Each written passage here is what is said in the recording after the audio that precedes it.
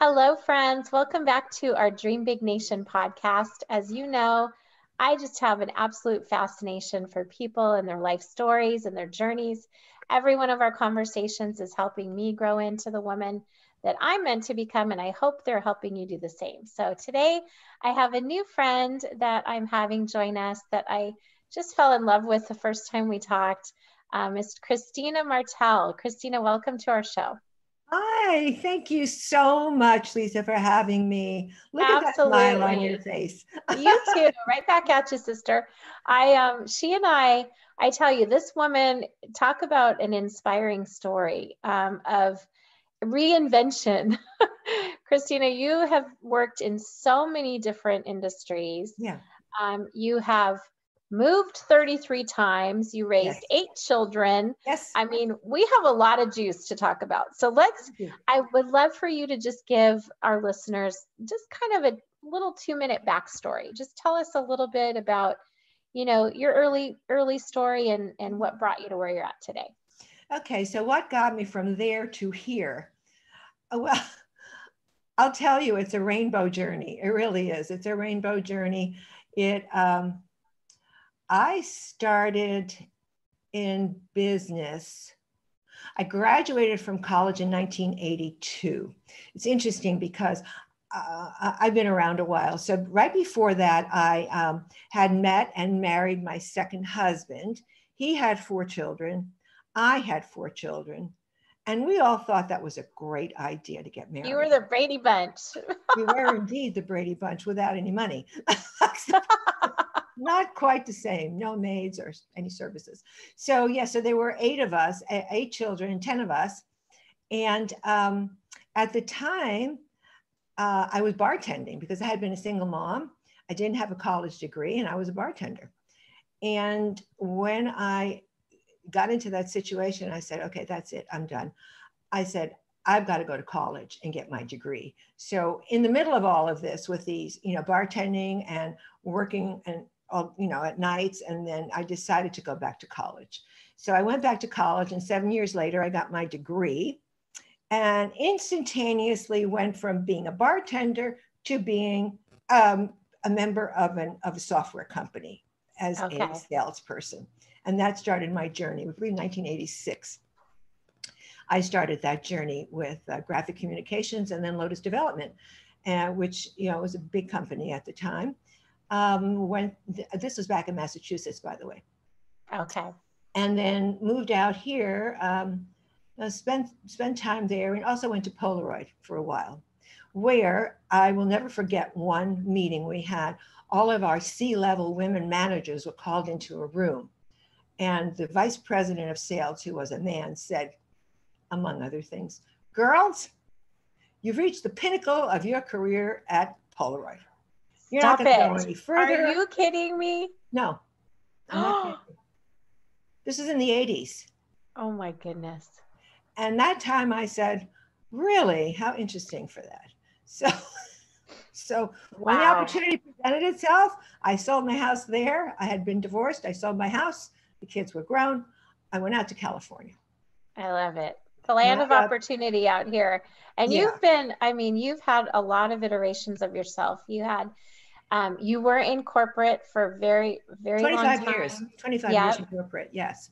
And had I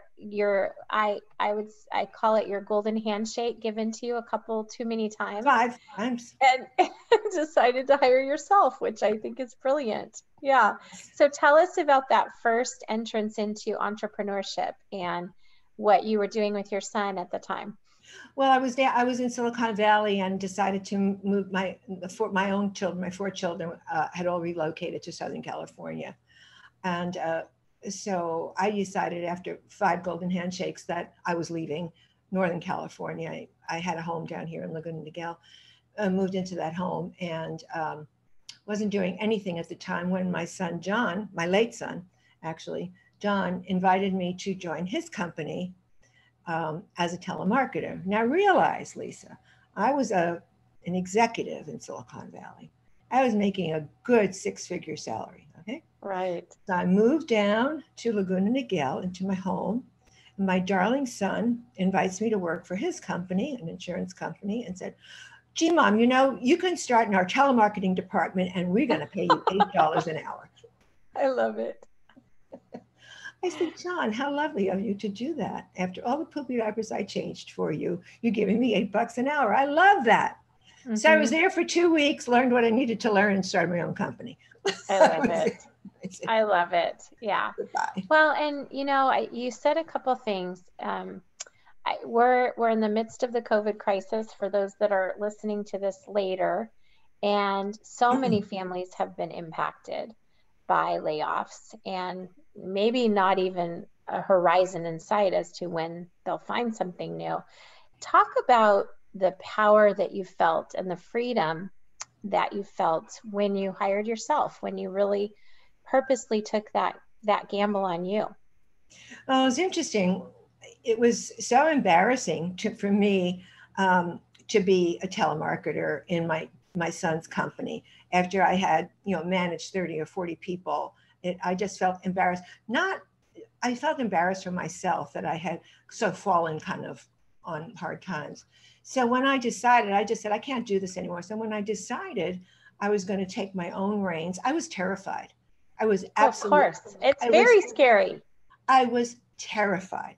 I knew very little about the insurance industry. So I went out and I got my insurance license, a life and health license.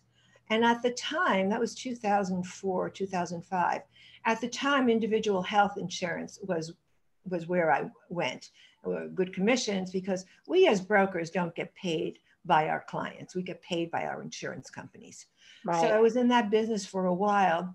And, my parents were entrepreneurs. My grandparents were entrepreneurs. Oh, were they? Okay. It was part of my DNA.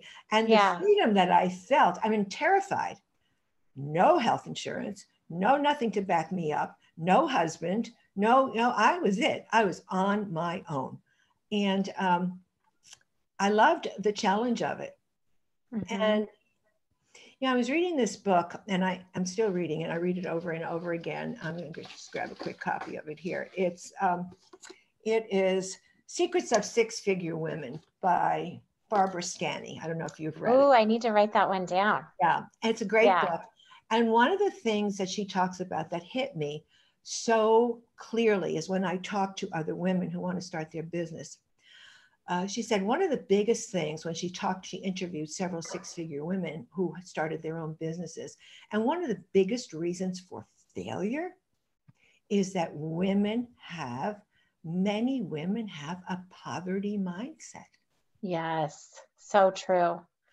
They feel, and I hate to say this, they feel that they don't have the value or the knowledge or the chutzpah to go forward because that isn't their role.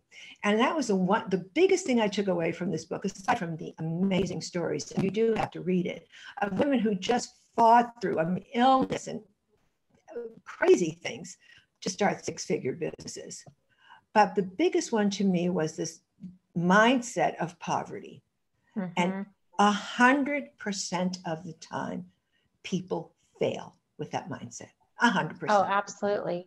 I mean, wouldn't you agree? I talk about this a lot with my guests.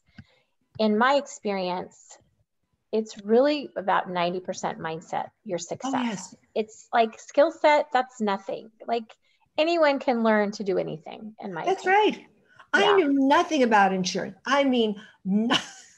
And to me, like a crazy woman, insurance. And my son said, Mom, come and join my insurance company. I said, really? Insurance? Right. Why would I do that? Are you crazy? Right. And don't you agree? I mean, I have my life and health license. I added that tool to my toolbox about 3 years ago. And it's brilliant, all the things that you can do with that license. Yes. And the thing is, it's not that complicated. I think the banks, they want us to believe it's complicated. The banks and investment firms traditionally, let's face it, they're kind of run for the wealthy by the wealthy, So I think it's awesome that you're putting a beautiful woman's face on the story of helping families in this incredible space, you know? Well, I do. And for many years, I did mostly health insurance, and then decided that I was, I mean, I had a whole bucket of things I could do.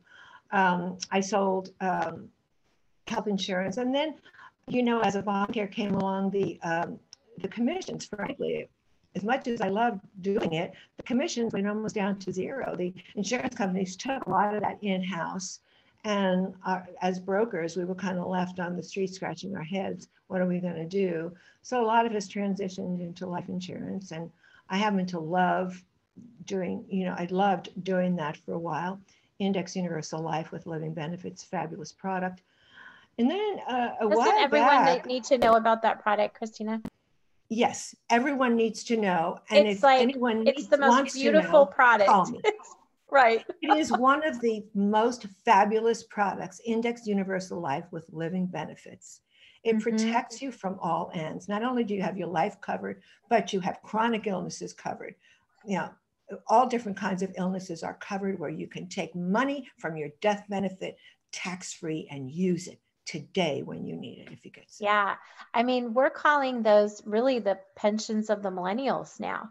And, you can make millionaire babies out of these. I mean, people need to know about this stuff, right? Have you read that book? Have you read Retirement Miracle? Yes, of course. Yes. Isn't that a great one? And yes. Do you follow David McKnight at all? Not too much anymore. No. Yeah, he's such a powerful teacher in that space as well. I love it.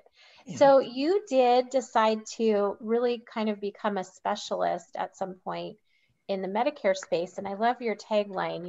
You say, taking clients from Medicare Hell to Medicare Heaven. Yes, indeed. That's what I do. So I need to have you as a guest on my Freedom Fridays special someday. And let's talk about that, because that baby boomer population, it's the biggest group of humans on our planet, and they're so underserved in terms of really understanding that space.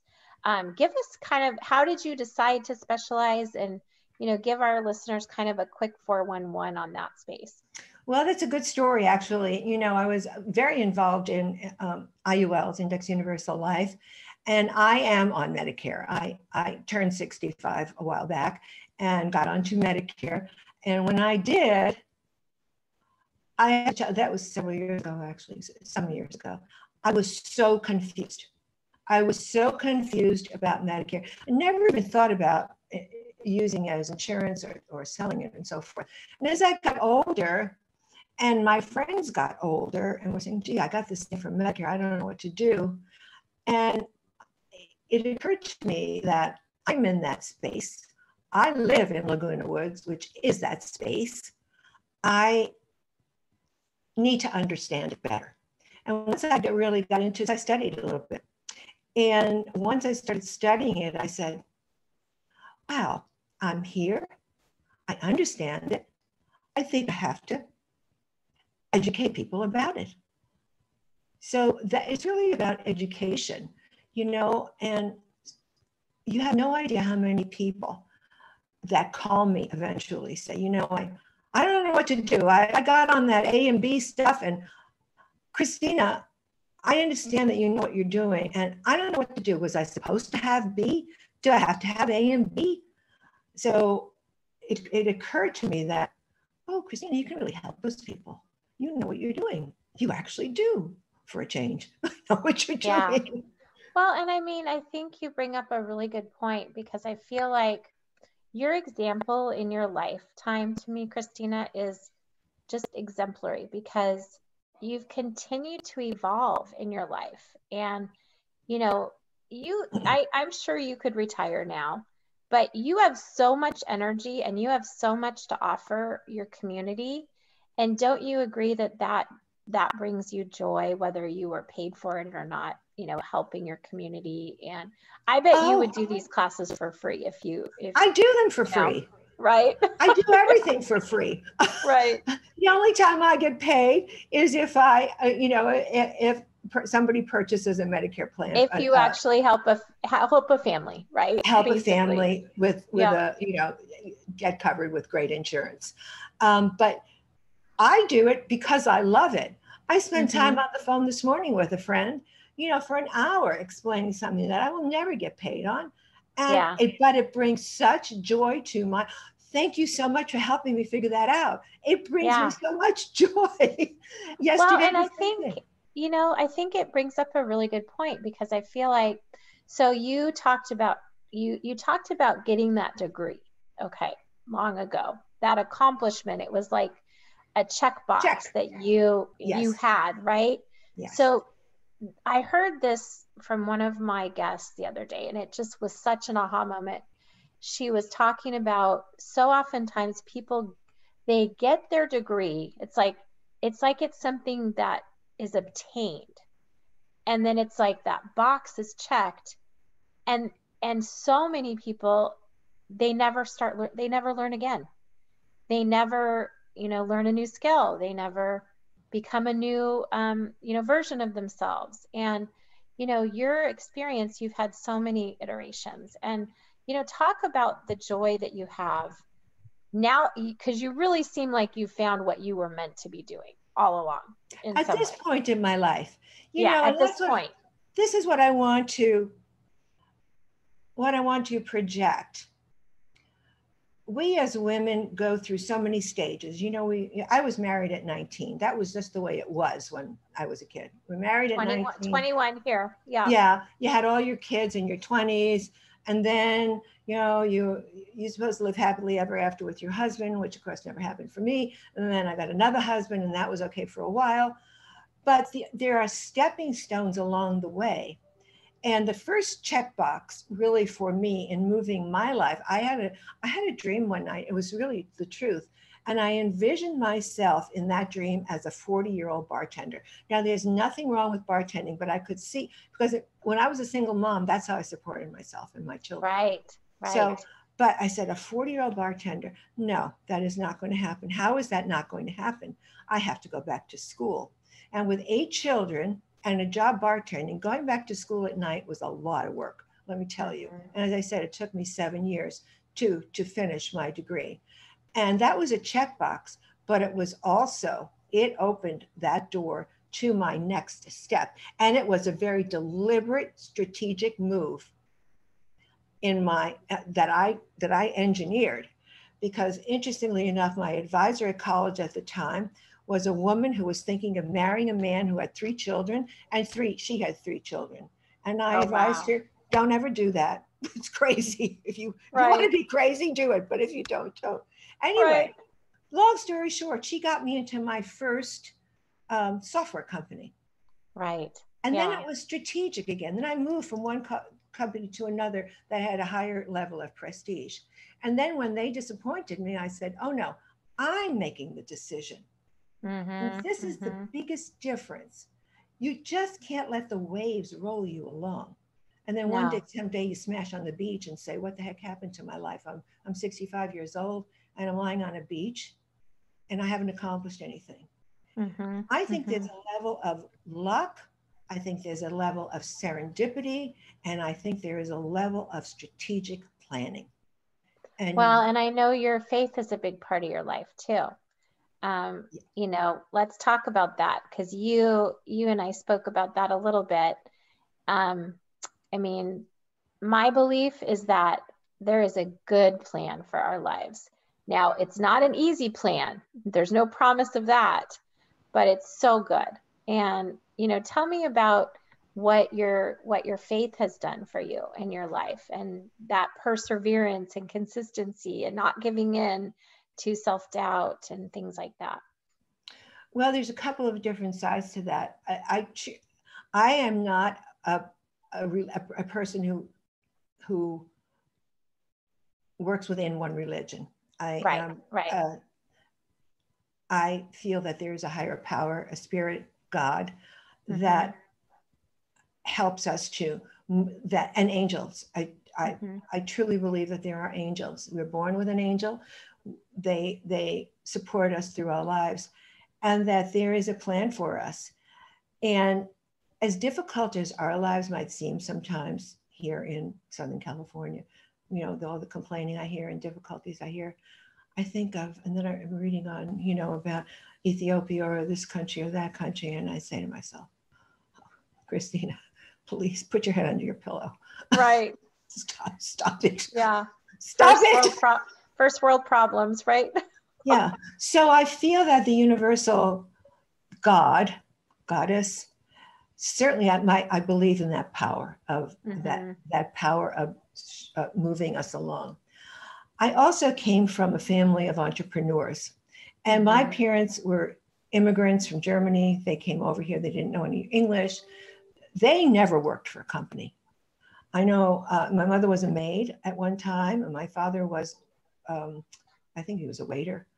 And then when they met and married, they started their own welding business, and then they had grocery stores in New York City. So I grew up in the back of a delicatessen in New York. Wow. You're like that sitcom that we used to watch a long time ago. Yeah. Yeah, exactly.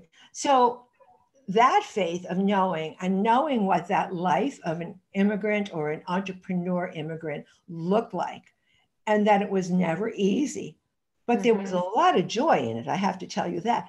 In fact, so much joy in it for my dad. When my mother died, and he had sold the delis years ago, he went back into a deli to slice bologna.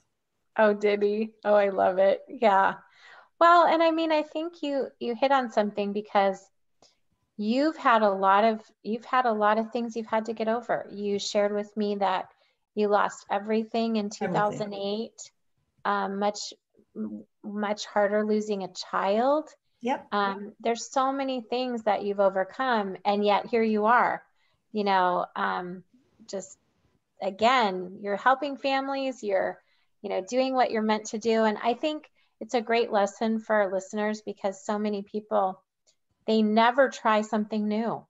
And, you know, imagine the lack of joy your life would have had you not taken that first leap to hire yourself. You know what I mean? Yeah, I do. And I also, even through the most difficult times, somehow, there was always that faith. There was always somehow, I am going to make it happen with help from the universe. But it was always, and I'm sure you feel the same way. You don't sit in that seat because somebody cuddled you in blankets, and then all of a sudden one day plopped you on that couch. Right. Didn't happen. So even with the loss of John, and that being so incredibly surreal, I guess, is the thing. After he died, I got little hearts thrown at everywhere I went. There was like a little heart, a leaf, or a piece of a wax or something like that. A wax heart was on my counter one morning. I don't know how it got there. Then I got pennies and quarters and dimes and a buck or two every now and again. He gave his girlfriend $20. I was really upset. Should have given his mama $20. But all of us who were close to him, it was the pennies from heaven. And I'm sorry, but it's true. It happened. So I know I'm connected. I had his picture here on my desk, and here he is, my little boy. And I still talk to him every single day. Absolutely. Yeah. I so with agree. Joy. Yeah. That's how he wants you to be. Yeah. Exactly. You have, I can tell that you're a really good girlfriend too. I bet you have some really special friends. I have a friend in New York, my friend Rita and we have been friends for, are you ready? 72 years. Oh, I love it. I love it. One of my best friends, we say we were forced friends at the age of 4 because our moms were friends. We became friends. And so for us, it's like 46 years. Yeah. Yeah. Well, such hang a special thing. And, I want to talk about that. The sisterhood of entrepreneurial women, because this is a big difference that I've noticed. I was in corporate for 25 years as well. I'm a pretty recent entrepreneur.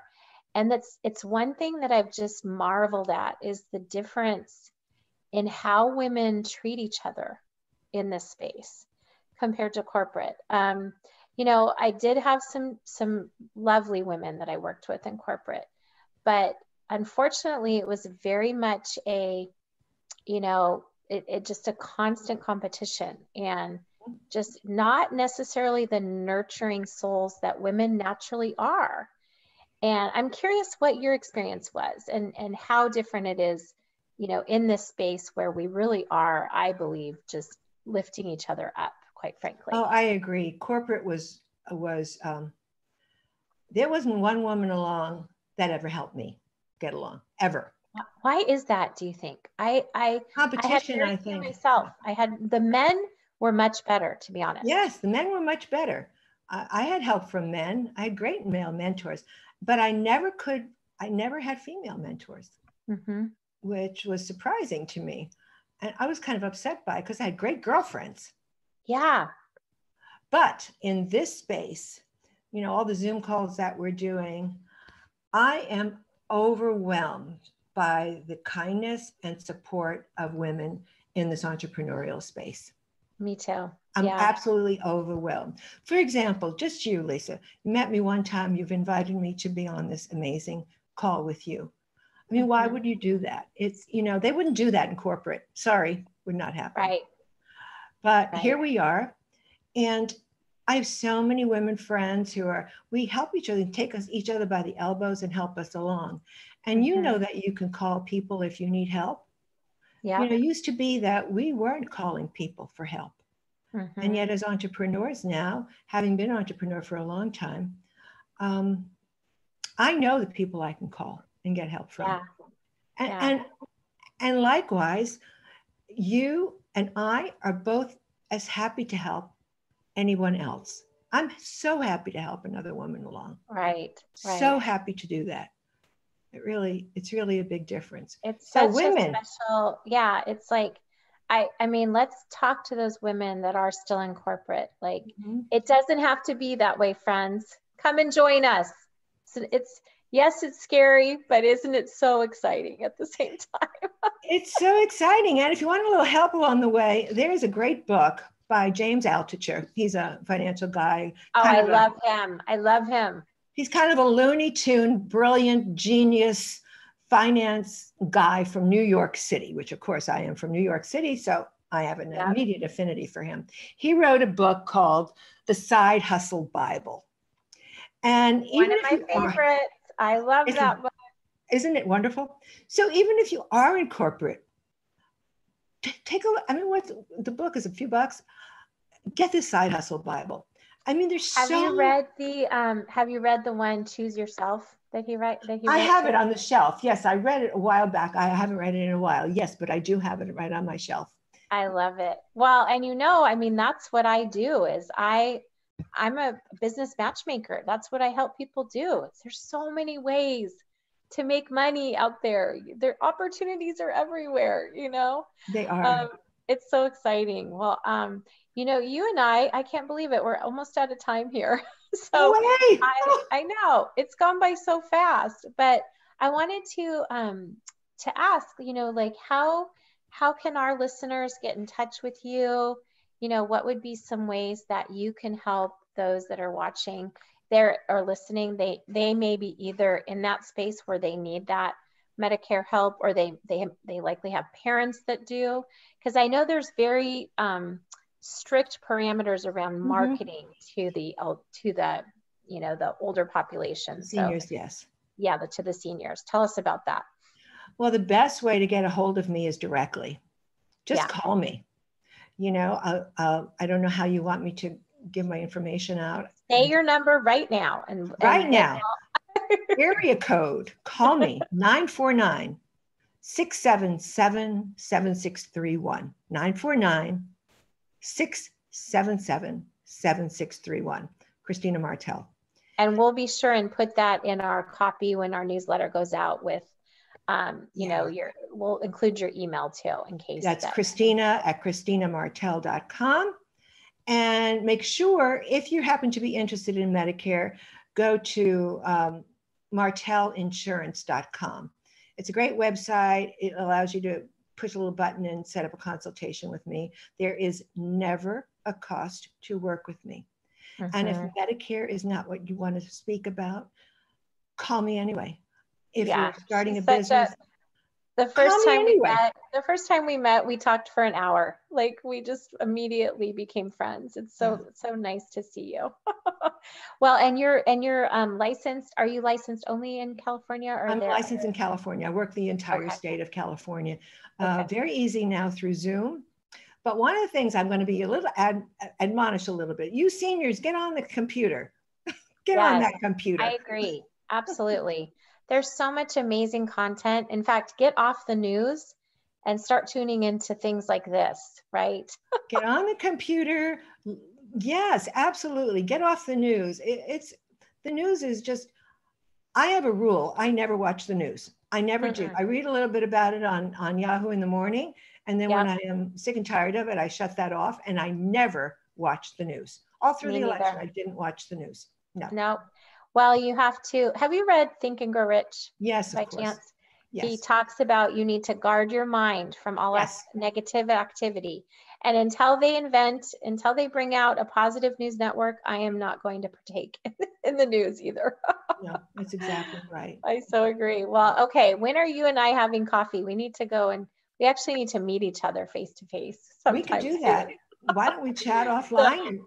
We will. We'll chat offline. So friends, Christina, thank you so much for joining us. I know your story is going to bring a lot of joy to people's lives, and hopefully give them the courage to step outside their comfort zone and hire themselves, which really that's what we're about, is we're on a mission to empower, equip, and inspire 1 million people to hire themselves. There's so many ways to do it, my friends. To my listeners, I thank you so much. I'm so blessed to be part of your day. And if you want to catch up on previous episodes, go to lisawilliamsco.com, check out our programs, and absorb this amazing content that our guests are providing for us. Bless you all in this amazing life journey, and I'll see you soon. Thank you. Thank you, Lisa.